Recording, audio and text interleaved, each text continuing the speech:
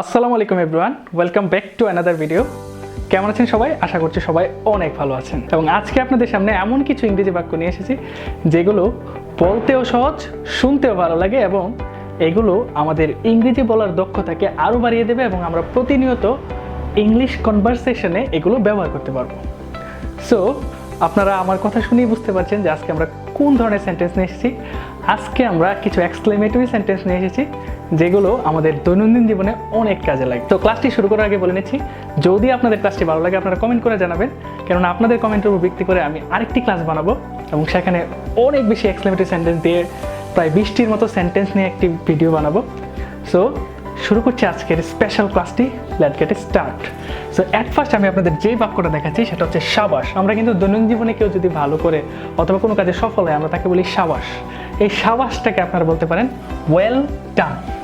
So এক কথায় আপনারা বলতে পারেন ওয়েল ডান, যেটা আমরা আমাদের স্পোকেন ইংলিশেও ব্যবহার করতে পারি।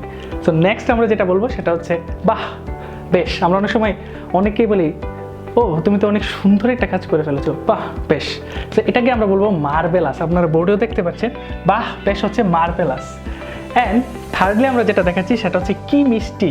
আমরা বলতে পারি হাউ সুইট। আপনারা যদি কোনো একটা কিছু দেখে অথবা খেয়ে অথবা আপনারা যদি কমনলি বলতে চান যে কি মিষ্টি, সেক্ষেত্রে আপনারা বলবেন হাউ সুইট।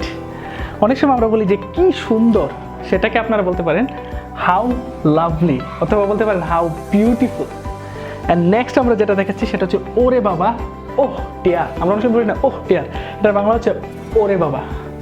অ্যান্ড নেক্সট আমরা বলি যে অনেক সময় আমরা যদি কারোর সাথে রাগ হয়, সে যদি উল্টাপাল্টা কোনো কথা বলে, সেক্ষেত্রে আমরা বলি কি বাজে বকো, সেটা হচ্ছে হোয়াট ননসেন্স।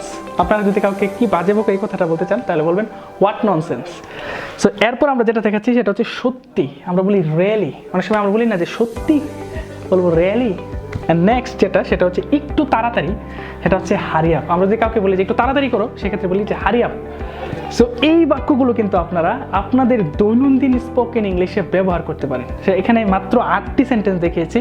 আপনারা যদি কমেন্ট করে জানান যে আপনাদের কাছে ভিডিওটি ভালো লেগেছে, তাহলে আমরা 20টি সেন্টেন্স নিয়ে একটি ভিডিও আপনাদের সামনে প্রেজেন্ট করবো যেগুলো আপনারা দৈনন্দিন কথোপকথনে ব্যবহার করতে পারবেন। যদি ক্লাসটি ভালো লেগে থাকে তাহলে কিন্তু অবশ্যই একটি লাইক দিয়ে দিবেন এবং শেয়ার করে সবাইকে দেখার সুযোগ করে দেবেন।